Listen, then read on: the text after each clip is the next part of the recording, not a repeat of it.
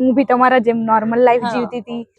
હું જે સીટ પર બેસી હતી એ જ સીટ ખાલી નીચે પડી, મામા જતી રહી, ગાંડી થઈ ગઈ. કોઈ મને યાદ નતું. જ્યારે ડ્રેસિંગ કરે તો એને જોરથી પ્રેશર આપે ને જે ખરાબ લોહી હોય એને આખી ડોલ ભરીને કાઢે. અને હું એટલું રડતી કે લાઈફમાં આવું ક્યારેય કોઈ સાથે ના. ઘણી વાર વિચારો આવ્યા કે મરી જવું, નથી જીવવું, સુસાઇડ કરવું છે. પણ જેમને નથી કર્યું એમણે મને ટ્રોલ કરવાનું ચાલુ કર્યું. ફ્રોડ છે, 420 છે, અમારા પૈસે બ્રાન્ડેડ કપડા પહેરે છે. નમસ્કાર, આપ જોઈ રહ્યા છો મારી યુટ્યુબ ચેનલ અને હું છું આપની સાથે દીપાલી. આપણે જોઈએ છીએ કે જીવનમાં કોઈ વ્યક્તિ હોય છે, એમની જે સિદ્ધિ નથી મળતી, કોઈ જગ્યાએ પહોંચવું હોય તો એ પહોંચી નથી શકતા, ત્યારે એ ડિમોટિવેટ થઈ જાય છે, એવા ઝોનમાં જતા રહે છે. કે ઘણા આપણે એવા કેસો પણ જોયા છે કે યુવા અવસ્થાઓમાં તેઓ આપઘાત પણ કરી લે છે. આર્થિક સમસ્યાઓથી પીડાય છે ત્યારે પણ આપઘાત કરી લે છે. એવા સમાચાર રોજ આપણે દરરોજના જીવનમાં જોતા આવ્યા છીએ. પરંતુ આ બધી સમસ્યાઓ વચ્ચે એવા વ્યક્તિ પણ છે કે જેઓ ખુદ પોતાના પગભર ઊભા રહી, પોતાના જે શરીરમાં ખામી હોય તે ખામીને દૂર કરી, અને એ ખામીને માનતા પણ નથી કે આ ખામી છે, છતાં પણ પોતાના પગભર ઊભા થઈ અને લોકો માટે એક ઉદાહરણ રૂપ બની જાય છે. એવા જ વ્યક્તિને હું આજે મળવા માટે આવી છું, અને એ વ્યક્તિનું નામ છે નેહાબેન. નેહાબેનને મળો. નેહાબેન, તમારું મારી યુટ્યુબ ચેનલમાં ખૂબ સ્વાગત છે. Thank you. આ છે નેહાબેન, જે અમદાવાદની પબ્લિક છે તો આમ તો ઓળખતા જ હશે કે અમદાવાદના જે રિવરફ્રન્ટ છે તેમનું ટી સ્ટોલ હતું નેહાબેનનું, એટલે ખૂબ પ્રચલિત છે, એટલે ઓળખાણ દેવાની કોઈ જરૂર નથી. પરંતુ જે અમદાવાદના બહારના લોકો છે એમના માટે એક ઇન્ટ્રોડક્શન બની જાય તો હું નેહાબેનને કહીશ કે નેહાબેન, તમારું ઇન્ટ્રોડક્શન આપો. તમે જ્યાં દુર્ઘટના ઘટી એ પહેલા શું કરતા હતા એ તમામ વસ્તુ જણાવો. ચોક્કસ. થેન્ક યુ દીપાલી બેન કે તમારી યુટ્યુબ ચેનલમાં મને લોકોને એક મોટિવેશન આપવાનો ચાન્સ આપ્યો. અને મારું નામ નેહા છે, પણ લોકો મને એમ્પ્યુટી નેહાના નામથી ઓળખે છે, કારણ કે એમ્પ્યુટી એટલે જેના હાથ હતા પગ કાપવા પડ્યો હોય એવા વ્યક્તિને એમ્પ્યુટી કહેવાય. અકસ્માત થયો 2021માં, પણ 2021 પહેલા હું બી તમારા જેમ નોર્મલ લાઈફ જીવતી હતી, આવી જ રીતે ફરતી હતી. આ રિવરફ્રન્ટ આમ જેને મારું ઘર હતું એવી જ રીતે રોજ અહીંયા આવતા, મજા આવતી. પણ હવેની લાઈફ થોડી ચેન્જ થઈ ગઈ છે. પહેલા મેં 12th જ કર્યું છે સરકારી સ્કૂલ મહુવામાં.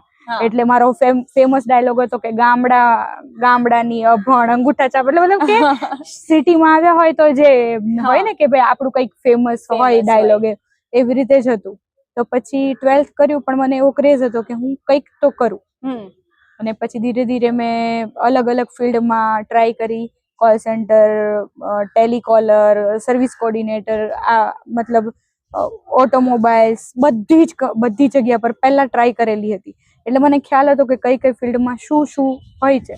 ફાઇનલી છેલ્લું જ્યારે મારો એક્સિડન્ટ થયું ને ત્યારે હું શિક્ષક હતી ગાંધીનગર ગિફ્ટ સિટીમાં. અને ત્યારે મારી સારી સેલરી હતી અને ઘર બહુ સરસ રીતે ચાલતું હતું.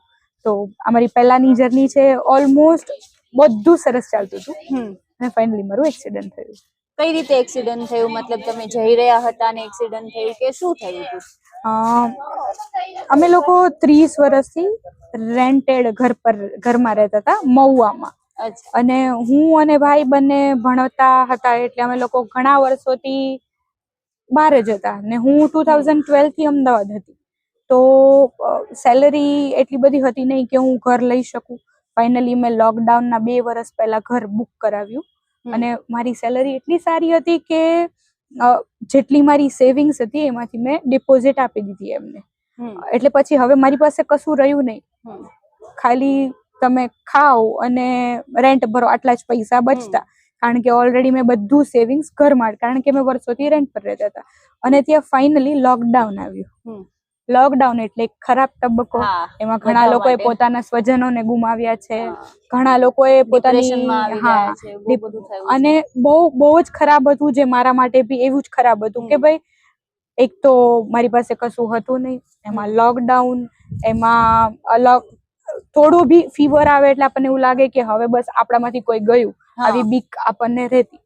અને ત્યાં મકાન માલિકનું પ્રેશર કે તમે 90 ડેઝમાં પૈસા નહીં આપો તો તમારું જે ભર્યા છે તમે અમાઉન્ટ, એ બધી તમારી જતી રહેશે.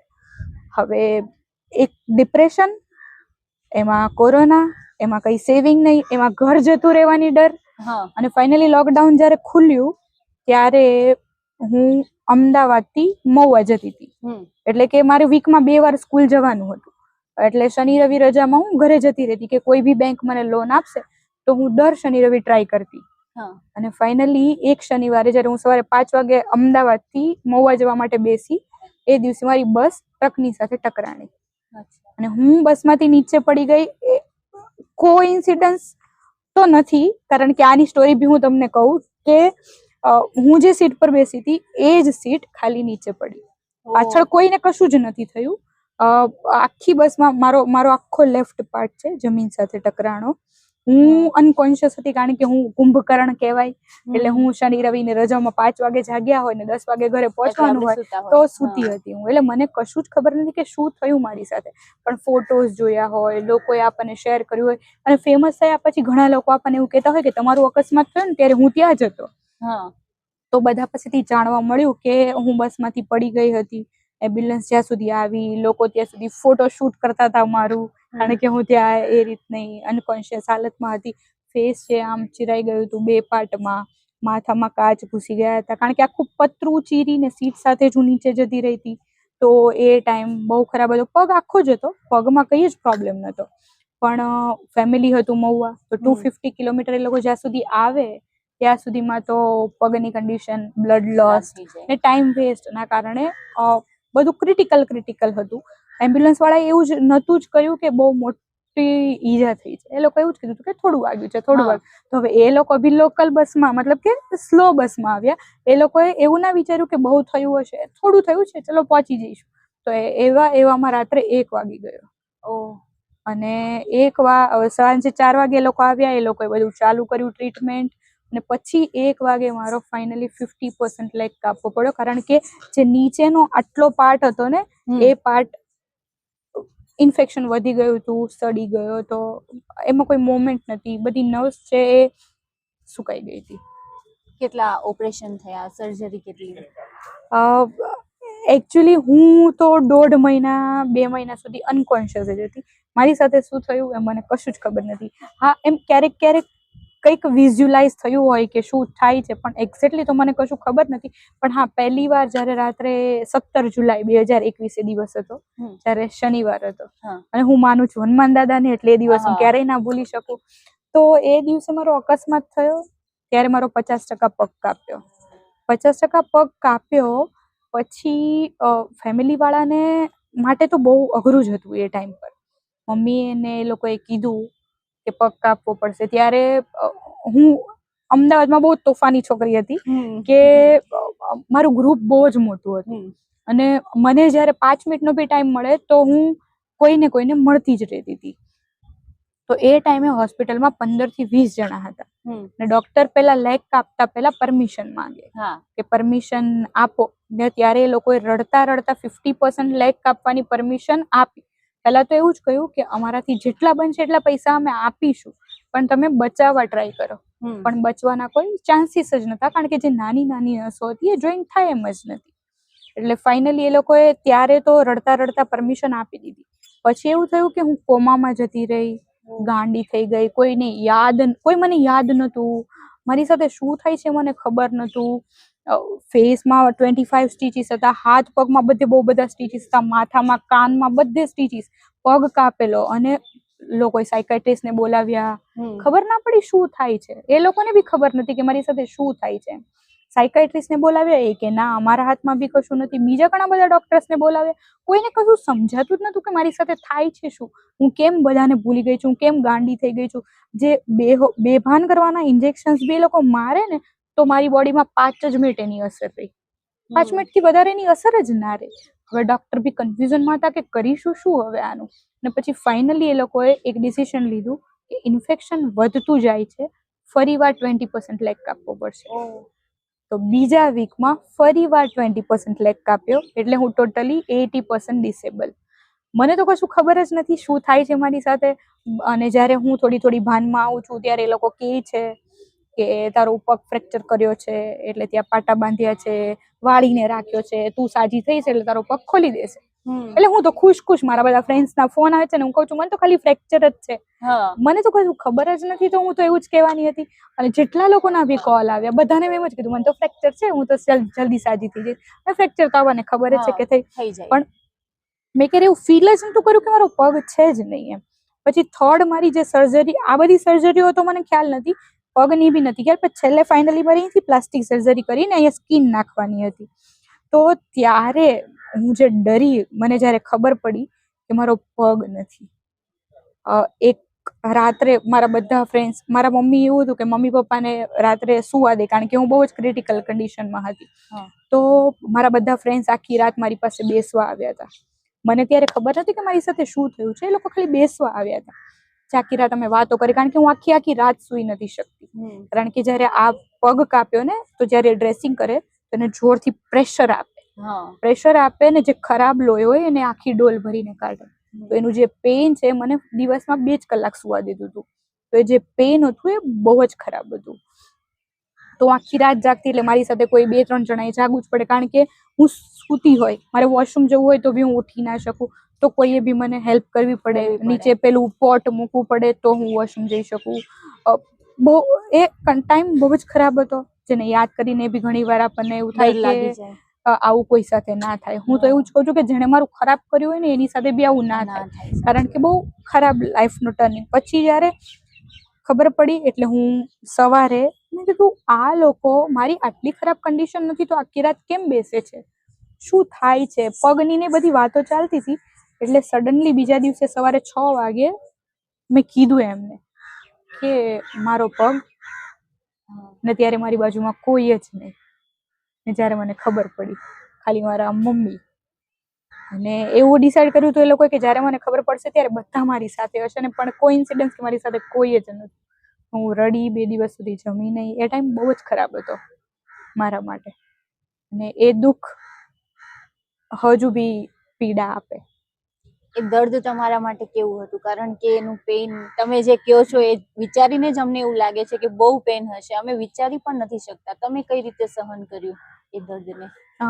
જ્યાં સુધી મને ખબર નથી ને ત્યાં સુધી તો સહન કરવાનો કોઈ સવાલ જ નહોતો, પણ જ્યારે મને ખબર પડી, એ લોકો ડ્રેસિંગ કરવા આવતા ત્યારે મને 5 જણા પકડીને રાખતા, અને મેં આજ સુધીમાં હું ક્યારે હોસ્પિટલ નથી ગઈ. આ મારું લાઈફનું ફર્સ્ટ હોસ્પિટલ હતું. તો હું જે જોરથી રાડો પાડતી, વોર્ડના 200 જણા મારી પાસે આવીને ઊભા રહી જતા, કે એ દર્દ હતું કે જ્યારે ડ્રીલ મશીન ફેરવાનું હોય ને એ મારી આ ચામડી ઉપર ડ્રીલ મશીન ફેરવતા. જ્યારે હું ભાનમાં આવી ત્યારે મને આ બધું પેઇન ખબર પડી, અને એ મારા માટે બહુ ખરાબ ટાઈમ હતો.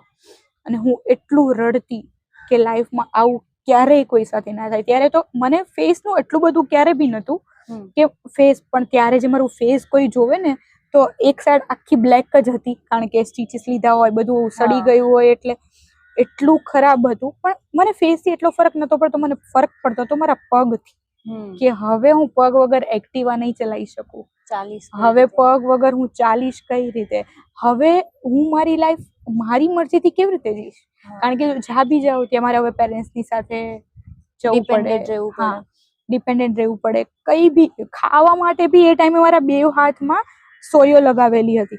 તો હું રક્ષાબંધન મેં હોસ્પિટલમાં સેલિબ્રેટ કરી હતી ગયા વર્ષે, તો હાથમાં સિરિંજ લગાવી છે અને હું રાખડી બી બાંધી શકું એવી કન્ડિશન નથી. જમાડતા મને લોકો, વોશરૂમ, પીરિયડ્સ બધું જ એ બેડમાં.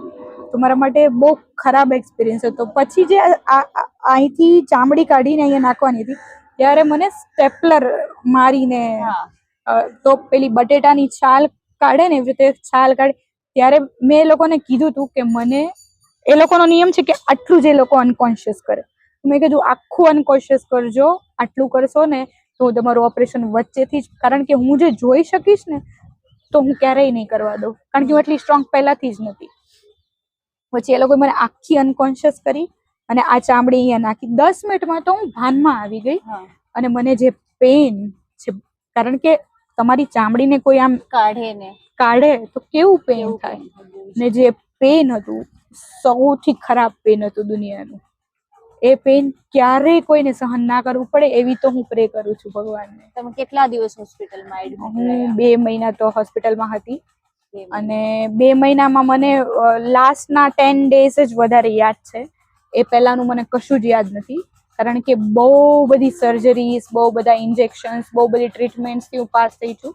નેહાબેન, આ જે પરિસ્થિતિ તમે કહી રહ્યા છો એમાંથી બહાર નીકળવું એટલે બહુ જ મોટી વાત છે ને બહુ હિંમતની વાત છે. તમને કઈ રીતે હિંમત આવી કે મારે તો બહાર નીકળવું જ પડશે? જે આ તમારો લેગ કાપી નાખ્યું છે, પગ કાપી નાખ્યો છે, એને હવે તમારે સમજી અને તમારે એને રાખવું જ પડશે કે મારો આ એક પગ નથી, એ માની જ લેવું પડશે. કઈ રીતે બહાર નીકળ્યા? 2 દિવસ હું રડી, ના જમી, અને પછી મનને જે મનાવ્યું ને કે કદાચ ચોરી થઈ ગયું હોય એ પાછું મળી શકે, કદાચ જતું રહ્યું હોય તો પાછું આવી જાય, પણ કોઈની ડેથ થઈ હોય કે પગ, હવે મારો પગ તો જીવતો છે જ નહીં, તો એ પાછું આવવાના જ નથી ને. તો હું એના વગર જીવતા શીખી જ લઈશ હવે. અને મતલબ ઘરના બી એટલું રડતા હતા, હું બી એટલું રડતી હતી, બધાને ટેન્શન આપવું એના કરતા પોતે સમજી જવું સારું. તો એ કન્ડિશનમાં હું સમજી ગઈ કે હવે જે ગયું છે એ આવવાનું જ નથી. એટલે મેં મનાવ્યું મારા મનને અને ફાઇનલી હું સેટ થઈ ગઈ. ઘણી વાર વિચારો આવ્યા કે મરી જવું, નથી જીવવું, સુસાઇડ કરવું છે, પણ છતાં બી ઓપ્શન જ નથી, જીવવું તો પડે. હા, એટલે આમ જોવા જઈએ ને તો નેહાબેનને એક નવી જિંદગી મળીને એવું જ કહી શકાય, કારણ કે આટલી બધી જે સિચ્યુએશન છે એમાંથી બહાર આવવું એટલે એક નવી જિંદગી જ કહી શકાય. તો નેહાબેન, ત્યાર પછી જે તમે ટી સ્ટોલ નાખ્યો એનો વિચાર કેવી રીતે આવ્યો કે નહીં મારે હવે કંઈક કરવું પડશે, મારે આગળ વધવું જ પડશે અને આવી રીતે ટી સ્ટોલ નાખવું, એવો આઈડિયા કોના થ્રુ આવ્યો, કોના વિચારોથી તમને એ આઈડિયા આવ્યો? એકચ્યુઅલી મેં પહેલા કીધું ને કે મેં બહુ બધી જોબ ટ્રાય કરી હતી, તો મને ખ્યાલ જ હતો કે કયા ફિલ્ડમાં શું થાય. જોબ કરી હતી તો પોલિટિક્સ બધે જ છે, બધાને ખબર જ છે એવું. તો શું ચૂઝ કરવું એમાં હું કન્ફ્યુઝ હતી, પણ મારો ગોલ હતો કે કરીશ તો કંઈક પોતાનું કરીશ. પણ થયું એવું કે કઈ જ બધું અનબેલેન્સ ચાલતું હતું. 1 વર્ષ સુધી મારી કન્ડિશન બી ખરાબ હતી, મારા ખભા પર ફ્રેક્ચર હતું, હું ઊભી નથી થઈ શકતી, 2 જણાની સપોર્ટથી હજી બી ચાલુ હોય તો હું સ્ટિકના સપોર્ટથી ચાલી શકું એવી કન્ડિશન છે. પણ થયું એવું કે મેં પ્રોસ્થેટિક માટે ડોનેશન લીધું હતું. તો ડોનેશનમાં મને ઘણા સારા સારા લોકોએ બી હેલ્પ કરી, સપોર્ટ કર્યો, જેના નામ હું પબ્લિકલી બધે જ કહેતી હતી, કારણ કે મારું એવું હતું કે હું બસ ચાલતી થઈ જાઉં. કારણ કે પપ્પા પહેલાથી મજૂરી કરતા હતા અને ઘર મારા પર ચાલતું હતું. હવે એક વાર તમારા ઘરમાં બીમારી આવે ને તો તમને ખબર પડે કે જેટલા પૈસા હોય એટલા બી ઓછા જ પડે. બરાબર. તો હું 2 મહિના રહી, મારો પગ કાપવો પડ્યો, મારી ટ્રીટમેન્ટ એટલી ખરાબ રીતે ચાલતી હતી, તો લોકોએ ડોનેશન કર્યું. અને ડોનેશનમાં બધા જેણે કર્યું છે એમણે કઈ ના કર્યું, પણ જેમને નથી કર્યું એમણે મને ટ્રોલ કરવાનું ચાલુ કર્યું. ફ્રોડ છે, 420 છે, અમારા પૈસે બ્રાન્ડેડ કપડાં પહેરે છે, અમારા પૈસે. મારી ટ્રીટમેન્ટ મુંબઈ ચાલતી હતી તો મુંબઈના લિંક રોડમાંથી શોપિંગ કરે છે. મારે પગમાં બી એવું છે કે આ પગ છે, બરાબર, તો આ છે મારું ખરાબ થાય તો એનો ભાવ છે 20,000, પછી આમાંથી કઈ ખરાબ થાય તો 1.5 થી 2 લાખ છે. શૂઝની નીચે જે પાની પહેરી છે એ પાની સાવ રબરની આવે.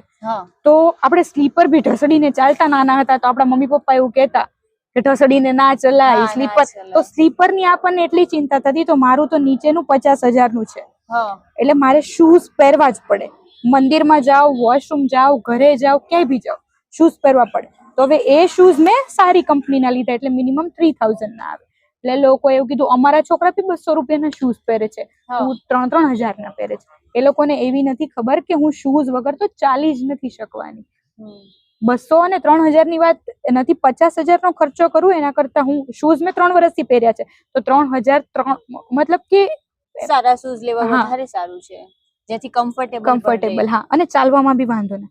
તો બસ આ બધી ટ્રોલિંગ મારી ચાલતી હતી. અને ફરી વાર હું ડિપ્રેશનમાં જતી રહી. પગ ગુમાવવાનું દુઃખ તો અલગ હતું અને લોકોનું ટ્રોલ કરવાનું દુઃખ અલગ હતું. હા, તો પછી ફાઇનલી મેં ઘણું બધું વિચાર્યા પછી બિઝનેસ સ્ટાર્ટ કરવો હતો, કારણ કે જોબ તો મેં બહુ બધી કરી હતી એટલે કરવાની જ નથી. એટલે ટી સ્ટોલ નું બિઝનેસ સ્ટાર્ટ કરવા વિચાર્યું ને એક ટેબલ લીધું ને વાસણ લીધા થોડા ઘણા અને સ્ટાર્ટ કર્યું. 2-3 દિવસમાં તો હું વાયરલ થઈ ગઈ, કારણ કે હા. ઇન્સ્ટાગ્રામ, આપણા ગુજરાતનો સપોર્ટ, અમદાવાદનો હા, સપોર્ટ સારું બહુ છે. સારો છે. તો બધા અમારે ત્યાં દૂર દૂરથી ચા પીવા આવવા લાગ્યા. હું વાયરલ થઈ ગઈ. ઇન્સ્ટાગ્રામમાં મારો જે ફર્સ્ટ વિડીયો અનલિમિટેડ મોજે બનાવ્યો તો એ 2 મિલિયન છે આજે બી. ફર્સ્ટ વિડીયો તો જેની ખુશી આપણને અલગ જ હોય. બાકી બધી ન્યૂઝ ચેનલમાં બી બહુ બધી રીતે મારા વિડીયોઝ વાયરલ થયા, અને જેના લીધે હું કોર્પોરેશનની જગ્યામાં હતી અને ખબર જ હતી. પણ જો કે હું કરવાની બી 1-2 મહિનાનું વિચારીને કે ભાઈ ડિપ્રેશનમાંથી બહાર આવવા જ ટી સ્ટોલ કર્યું હતું. કોઈ મારે પરમેનન્ટ એવો બિઝનેસ કરવાનો નહોતો, પણ હવે મને નામ મળ્યું છે તો હું આ બિઝનેસમાં આગળ જઈશ. પણ ત્યાં કોર્પોરેશને મને હટાવવાનું કીધું, તો એ વિડીયોઝ મારા વધારે મિલિયનમાં વાયરલ થયા, જેના કારણે મારું નામ થયું, લોકો મને ઓળખે છે. આજે અમદાવાદમાં લોકો મને ગેસ્ટ તરીકે, મોટિવેશનલ સ્પીકર તરીકે, પેડ પ્રમોશનમાં અને ઘણી બધી રીતે બોલાવે છે. તો મજા આવે છે. ટી સ્ટોલ માટે હજી હમણાં થોડો ટાઈમ હોલ્ડ રાખ્યો છે, પણ ટી સ્ટોલ ના લીધે જ લોકો મને એમ્પ્યુટી નેહા તરીકે ઓળખે છે, કારણ કે મારી સ્ટોલ નું નામ જ એમ્પ્યુટી હતું. તો આ છે નેહાબેન, જેમની એક સ્ટોરી ખૂબ જ રસપ્રદ છે. તમે આખો વિડીયો જોજો. અને બીજી વાત કે જ્યારે આપણે ડીમોટિવેટ થાય છે, ડિપ્રેશનમાં હોઈએ છીએ, ત્યારે નેહાબેન જેવા લોકો જ આપણે એક ઇન્સ્પિરેશન આપે છે, એક ઉદાહરણ આપે છે કે આ જીવન ન માત્ર તમારા માટે પરંતુ તમારા પરિવાર માટે પણ એટલું જ કિંમતી છે.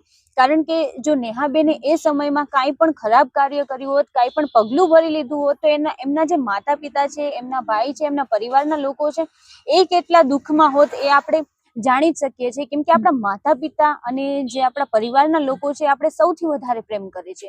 અને ન માત્ર આપણે આપણા માટે જીવવાનું હોય, પરંતુ એમના માટે પણ જીવવાનું છે. એટલે જે જિંદગી છે ખૂબ જ કિંમતી છે. ભગવાને આપેલી જિંદગી બહુ જ કિંમતી છે, અને દુઃખ તો આવતા જ રહે છે. કહેવાય છે ને કે જે લાઈનમાં ઉભા રહે છે એની સાથે વધારે દુઃખ આવે છે. જે ભગવાનને માનતું નથી એની સાથે કોઈ દુઃખ આવતું જ નથી, એના ઉપર કાંઈ જ ખરાબ થતું નથી, એવું ઘણી વખત આપણે જોઈએ છે. પરંતુ જે સ્ટુડન્ટ્સ લાઈનમાં હોય છે, જે સ્ટુડન્ટ્સ વર્ગખંડમાં બેસે છે, એને જ પરીક્ષા દેવાની હોય છે. એટલે જે ભગવાનને માને છે એની જ સાથે ખરાબ કાર્યો થાય છે, કારણ કે પરીક્ષા ભગવાન એની જ લે છે. એટલે તમારે ક્યારે ડીમોટિવેટ ન થવું જોઈએ. અને નેહાબેનનો જે આ વિડીયો છે તમે ખૂબ જોજો. અને નેહાબેન પણ ખૂબ સારા છે, આપણી સાથે બહુ સારી વાત કરી, તેના માટે હું એમને થેન્ક યુ કહેવા માંગુ છું. નેહાબેન, તમે અમારી સાથે ખૂબ સારી વાત કરી. અત્યારે વરસાદનો માહોલ છે, વરસાદ અમને થોડુંક હેરાન કર્યું છે, પરંતુ ખૂબ સારો વિડીયો બન્યો છે, તો આ વિડીયો જોવાનું ચૂકશો નહીં.